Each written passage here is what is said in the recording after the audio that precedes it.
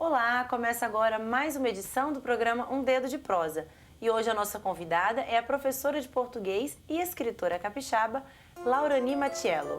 A professora de português de Santa Teresa sempre desejou enveredar pelos caminhos da literatura, também como escritora. Desde criança, gostava de ouvir histórias e inventar outras, até que decidiu lançar o primeiro livro, Olhares. A obra mescla textos poéticos de Laurani sobre a imigração italiana no Espírito Santo, com fotografias dos interiores de Santa Teresa, tiradas por um conterrâneo. Laurani, então seja bem-vinda ao nosso programa. Espero que a gente tenha um bom dedo de prosa hoje aqui. Eu que agradeço o convite, Natália. Vamos começar falando um pouquinho sobre esse trabalho que você trouxe pra gente, o Olhares, que é seu primeiro livro. Você, como professora, né, de língua portuguesa, de literatura, só está publicando uma obra agora, né, pela primeira vez. Como é que foi aí enveredar por esses caminhos, não mais na sala de aula, mas colocando seus textos agora numa obra com textos poéticos, né? Na verdade, eu tive um pouco de resistência. Não foi resistência. Aquela coisa que você fica protelando para poder lançar. Trabalhar com cultura nunca é fácil, né? E você fica procurando patrocinadores, você fica procurando quem te dê apoio. Isso nem sempre é fácil. Pelo menos no Espírito Santo não foi fácil. Até que eu resolvi tirar meus livros, esse livro da gaveta. Ele ficou guardado durante um certo tempo, esse projeto já era antigo. Eu queria fazer um livro sobre imigração, mas que não fosse um livro como os que já existiam, que não fosse uma contação de história, não fosse uma contação de como os imigrantes vieram, em que navio eles vieram, em que época, não. Eu queria fazer um trabalho diferente. Queria mostrar o que é que eles construíram no Brasil. Seus casarios, seus artefatos, os moinhos, né, que são os artefatos, as casas, os telhados, materiais que o que eles tiveram à mão para construir e sobreviver nessa terra inóspita. Porque quando eles aqui chegaram, o Brasil naturalmente não era o que nós temos hoje, que nós conhecemos hoje, né? Eles encontraram muita mata e, utilizando o que eles tinham à mão, eles construíram suas moradias. E eram homens rudes no sentido de não terem habilidade eles tinham, porque vieram para cá marceneiros. Se você olhar as casas, mesmo as de adobe, você percebe que há me perdi. Eu estou te atrapalhando com a cadeira para Não, cá, não. foi isso? Não. Eu olhei para você e perdi a palavra. Stuck. Não. Desculpa. Não tem problema não, a gente continua daí. Fiquei nervosa. Você pode continuar seu raciocínio, tá? Pode dar sequência. Há olha aí de novo. Eles têm uma... Como que é? Há uma divisão do material utilizado, da madeira ou do próprio bambu, que você vê que são... É como se eles medissem o tamanho para colocar na amarração e depois colocar o próprio adobe, que é o barro. Então você vê que eles vieram, então, eram marceneiros. O próprio Lambert, que construiu a primeira casa em Santa Teresa, ele construiu artefatos religiosos usando canivete. A segunda casa a ser construída em Santa Teresa, que tem uma diferença de 1 ano em relação à primeira casa, que é a casa dos Romanha, e que também é de adobe, também tem esse trabalho muito bem delimitado, onde você vê a madeira colocada de maneira muito certinha. Então, o que aconteceu? usando os materiais que eles tinham à mão, eles construíram suas moradias, construíram seus apetrechos, seus utensílios. Então eram homens que, enfrentando os obstáculos que eles encontraram aqui, eles construíram suas vidas. Há um caso muito interessante na minha família, que uma tia minha veio sozinha. Ela veio embaixo, escondida embaixo de um dos barcos de socorro. Caso precisasse, aquele barco seria usado. E ela veio escondida embaixo daquele barco. Durante a viagem toda. Então, na hora das refeições, ela saía, passava desapercebida no meio do... que eram muitos, né? Passava desapercebida no meio das pessoas, ia lá, comia. Tinha uma família ou outra, ela ficava por perto, como se ela fizesse parte daquela família. Quando ela conseguia, ela se escondia novamente. Até que ela foi vista por uma família e, sabendo do caso, ela acabou contando, eles acabaram adotando ela ali no navio. Mas ela veio só. Então, você imagina uma moça saindo da Itália, sozinha, aos 15 anos de idade, para um país completamente desconhecido, né?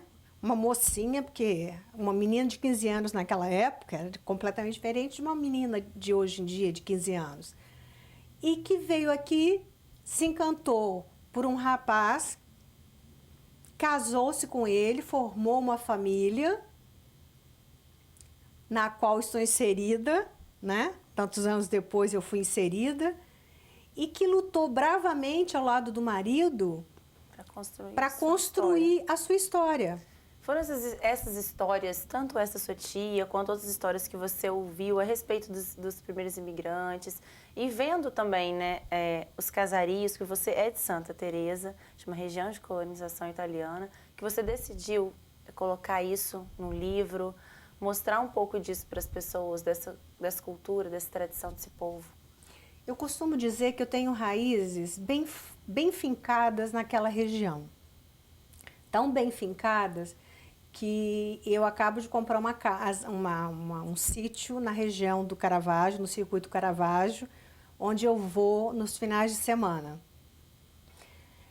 Eu cresci ouvindo na minha casa o meu pai contando histórias da infância dele. Uma infância muito difícil, uma infância de muita precariedade de alimentação. O caderno dele era feito com folhas, onde se embrulhava mercadorias compradas. Minha avó costurava aquelas folhas. Depois o papel, o lápis tinha que durar até o final. Muitas vezes o sapato apresentava furo, então tinha que colocar um papelão, porque não tinha esse dinheiro para comprar, e quando o sapato ficava muito furado mesmo, enrolava-se o pé com uma bandagem ou com um pano para, entre aspas, fingir que o pé estava machucado, até ter condições de comprar um outro sapato, o que não era fácil, porque era uma família que não tinha dinheiro. Foram essas coisas que te motivaram? Como é que essas foi coisas, produzir isso? então, eu ouvi essas histórias na minha cabeça. Depois ouvi as histórias contadas pela minha bisavó, pelos meus tios mais velhos, que tinham vindo da Itália. Então, isso foi formando na minha cabeça uma miscelânea de histórias e que eu fui criando outras. E eu sempre dizia, um dia eu vou contar essas histórias. Um dia eu vou pôr no papel, quando eu crescer, eu vou escrever essas histórias. As pessoas vão conhecer as dificuldades pelas quais essas pessoas passaram. Porque a vida delas não foi fácil, não foi glamurosa. Eles não vieram para cá e tiveram uma vida cheia de glamour ou cheia de riquezas. Não, eles lutaram muito, eles sofreram muito, perderam entes queridos em muito pouco tempo. Por quê? Porque eles não conheciam, nós somos um país tropical. Eles vieram de um país com completamente diferente do nosso, né? Tiveram que reconstruir muita coisa. Na verdade, tiveram que se reconstruir para adaptarem-se à situação nova, às novas situações. Por isso que as casas também construídas por eles são mais altas, porque embaixo Mata. era mata. Então, embaixo, se tivesse algum animal, como cobra, como algum bicho maior, alguma coisa, não tinha tanto perigo assim, porque passava por baixo. E eles estavam protegidos. E eles embaixo também guardavam mantimentos ou madeira para aquecer o fogão, para esquentar a comida, para esquentar nas noites de frio. Mas como você disse, então você aproveitou isso, você não escreveu um texto, né, linear, você preferiu fazer textos poéticos, mas o seu livro, na verdade, é um livro a duas mãos, né? São textos curtos de sua autoria e fotografias de autoria do José Alfredo Ferrari, que é um parceiro, né, nesse projeto. Na verdade, é um compadre parceiro, porque Ferrari é meu compadre, padrinho de casamento, padrinho do meu filho mais novo. Nos conhecemos há uns 36 anos, mais ou menos. E eu tive sempre esse projeto na cabeça, fui maturando. E quando eu tive muito certo o que eu queria, eu o convidei para entrar no projeto. Ele tira fotos belíssimas e achei que seria a pessoa ideal para participar do projeto, participar comigo. Saímos um dia de sacola, sanduíche e água mineral e refrigerante e passamos um dia inteiro tirando fotografias pelo interior de Santa Teresa, as redondezas. E ele brincava muito, falava que eu era muito mandona. E não foi, um dia só não foi possível, tivemos que ir outras vezes e mais outras. Então foi um trabalho assim cansativo no sentido de você ter que ir várias vezes para conseguir um material. Mas foi muito prazeroso quando você via as fotos prontas, porque você olhava e falava assim, eu consegui captar, eu consegui aquilo que eu queria. E aí, quando as fotos estavam prontas, que eu coloquei sobre a mesa, nem sempre a primeira foto tirada foi aquela que ganhou um texto. Porque eu olhava para ela e precisava sentir. É como se eu precisasse conversar com a foto e ela me dizer alguma coisa. Então, eu consegui... tem algumas fotos que ganharam 12 textos. Algumas ganharam 4, outras ganharam 3. Então, eu tenho em casa, porque eu tenho mania de escrever e depois formar rolinhos. Então, só que eu tenho um rolo enorme, que eu escrevo tudo à mão. Eu não vou para o computador primeiro. Estou na era pré-histórica. Fred Flintstone. Então, primeiro eu escrevo tudo, depois eu vou para o computador. Aí eu deixo maturar os textos, dou um descanso a eles, depois olho pela segunda vez, olho e falo assim, é esse que eu quero. Esse é o ideal. Muitas vezes meu marido dizia assim, para de escrever, senão esse livro não fica pronto. Eu falei, mas eu não sei escolher ainda. Eu não escrevi ainda o texto que eu quero que essa fotografia tenha. É como se ela não tivesse me dito tudo ainda. Pode parecer uma coisa meio maluca, mas quando você está envolvida emocionalmente na produção de um livro, pelo menos eu sinto assim, e como era um texto poético, eu estava envolvida emocionalmente numa história que era a minha história, que é a minha história. E, na verdade, começou na casa da minha avó, ouvindo as histórias, porque quando eu era criança, lá não havia luz elétrica. Bom, mas antes de você contar as histórias, então, da sua avó, a gente vai ter que fazer um intervalo. Aí depois a gente volta e continua para o pessoal ficar curioso e saber o que que te motivou também nas histórias da casa da sua avó. Tá Tá bom. joia? Já já a gente volta no segundo bloco para continuar conversando sobre o livro Olhares. Não saia daí.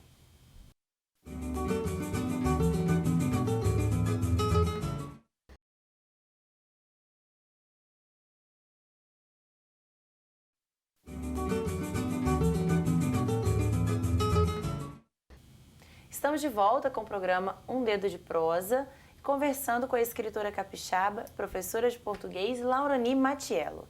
Bom, Laurani, você contava pra gente no finalzinho do primeiro bloco, né, que uma das histórias, uma das inspirações suas vem da casa da sua avó, que é uma imagem que está no seu livro, né, uma foto que está no seu livro. Essa casa, ela tem muita representatividade, né, para você, nos seus textos. Como é que foi colocar tudo isso ali? Também passar para as pessoas o que ela significou. Essa casa, a foto dessa casa foi a que me deu mais, na verdade, foi a que mais me emocionou. Primeiro, porque meus avós já não existem mais. E segundo, cada vez que eu escrevia alguma coisa, eu me lembrava da minha avó fazendo os pães no forno que ficava no terreiro, né? Porque na casa de italiano, quintal se chama terreiro. Era um forno de batinga, que meu avô depois fez uma cobertura para que minha avó pudesse fazer os pães e não tivesse problema para tirá-los do forno quando chovesse. E ela tinha muita história, porque naquela época não tinha luz elétrica. A luz elétrica chegou muito tempo depois da fazenda. Era lamparina. Dormia-se cedo e acordava-se com o cantar do galo. E eu lembro muito que a cama da minha avó, o colchão era de paina, uma semente, que eu lembro que quando eu dormia, eu ficava apertando as sementinhas que ficavam dentro, até dormir, eu ficava contando quantas sementinhas, na verdade eu não contava carneirinho, eu contava quantas sementinhas eu ficava pocando.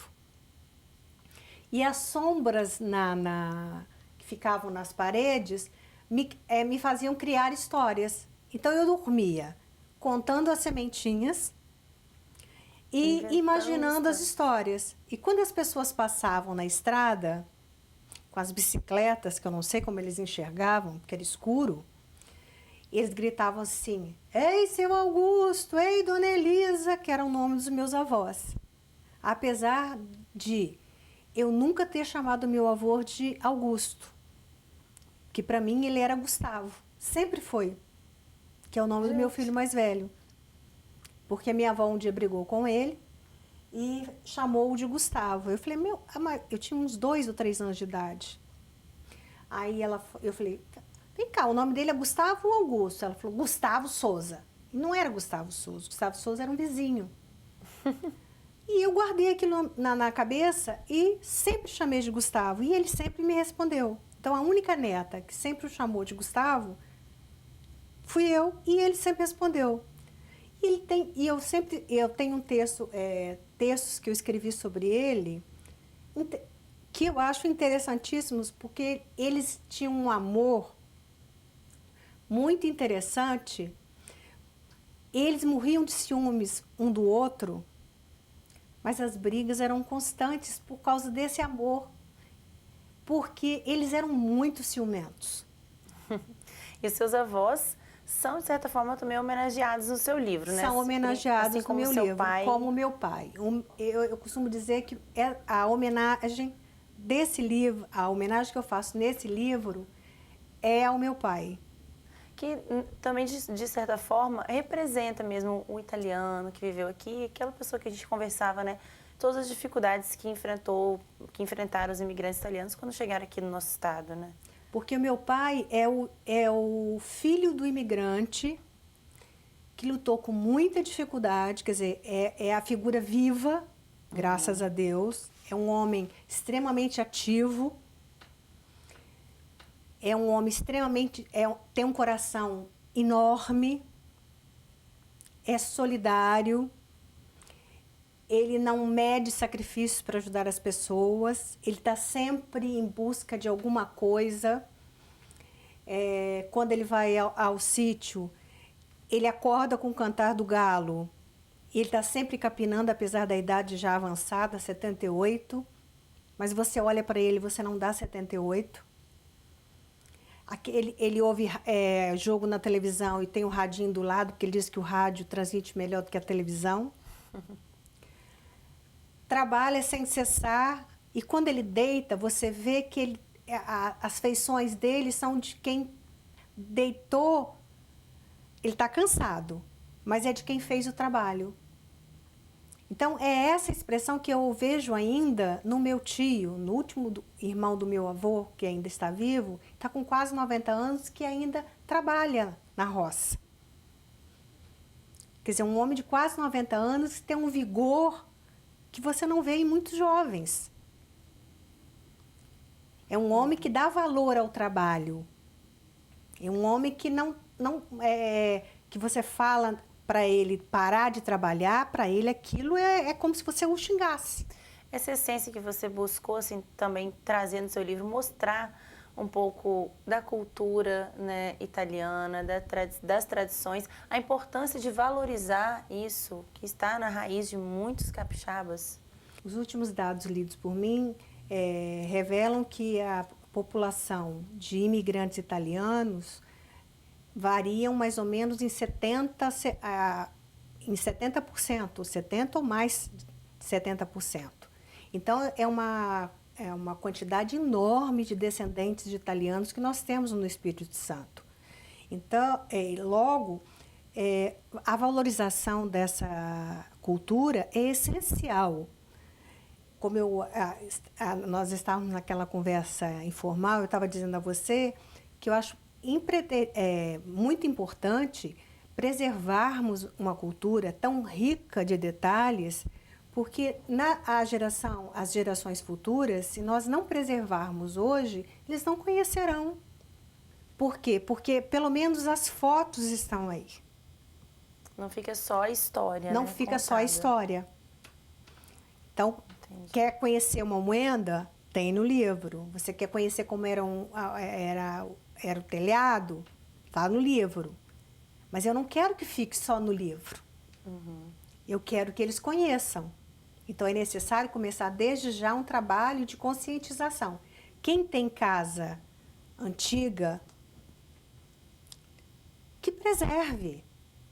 Que tenha um subsídio, ou que tenha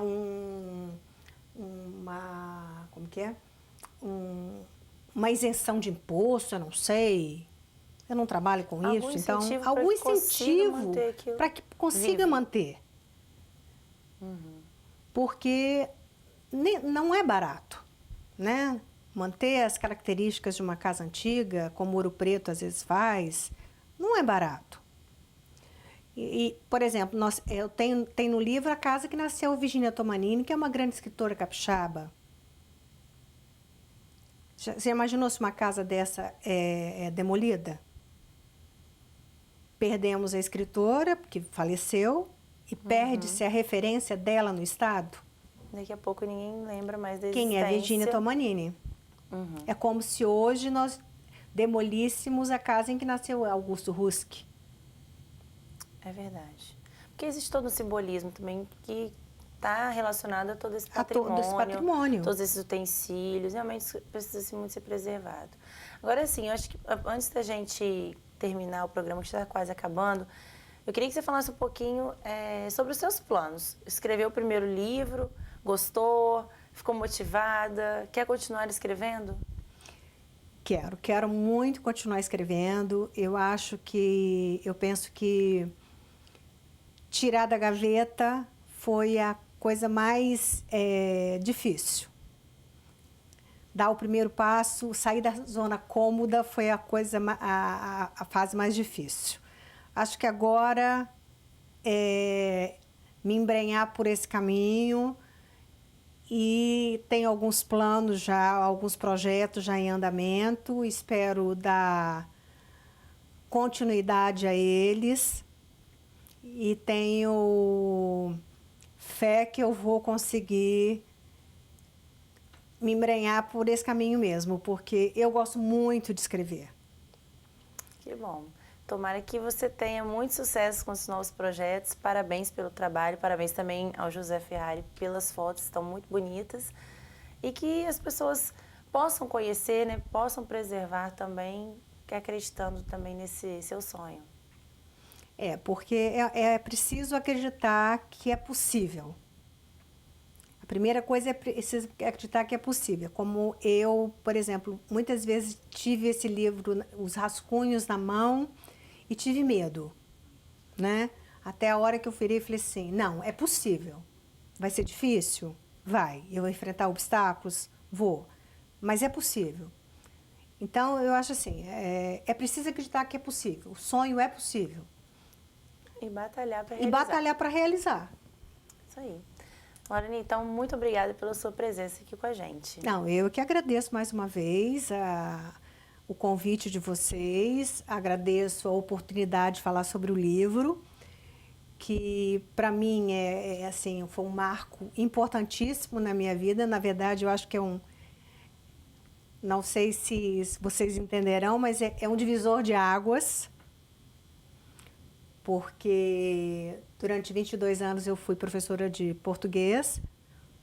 Não me sinto não professora de português, continuo me sentindo professora de português, mas agora, escrevendo os livros, eu dou chance a mim de ter uma outra característica. Não é uma característica, é de finalmente pôr os meus planos tirar meus livros da gaveta. Bom, muito bom, Laurani. E onde as pessoas encontram o seu livro? Por enquanto, eles estão comigo. Eu tenho recebido muitos pedidos através da internet, porque na reportagem que saiu também o meu e-mail. Pode falar pra gente. lauranimarcia@yahoo.com.br. Tenho recebido muitos pedidos e a devolutiva das pessoas que adquirem os livros tem sido assim, muito positiva. Isso me enche de contentamento, não é de orgulho, não, de contentamento, porque você vê que um trabalho seu foi muito bem recebido e que as pessoas às vezes escrevem coisas que você pensou e elas conseguem compreender exatamente aquilo que você pensou quando você escreveu. Isso é muito legal. Ok. Bom, parabéns mais uma vez, muito obrigada pela sua participação com a gente. O programa Um Dedo de Prosa de hoje fica por aqui. Se você quiser participar com a gente ou tiver alguém para indicar, basta mandar um e-mail para tvassembleia@al.es.gov.br. Obrigada pela sua companhia e continue com a nossa programação. TV Assembleia, Canal Cidadão.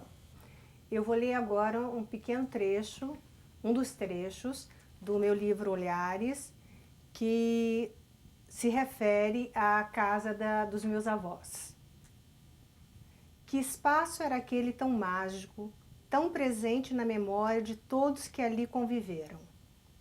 Acontecimentos renovavam rotina.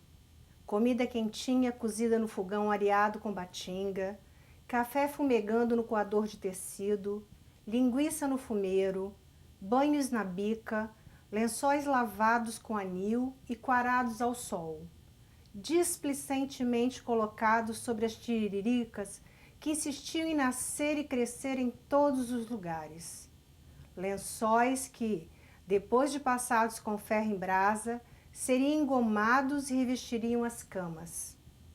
A ordenha das vacas, o capinar do roçado, a colheita das frutas que seriam saboreadas a qualquer momento.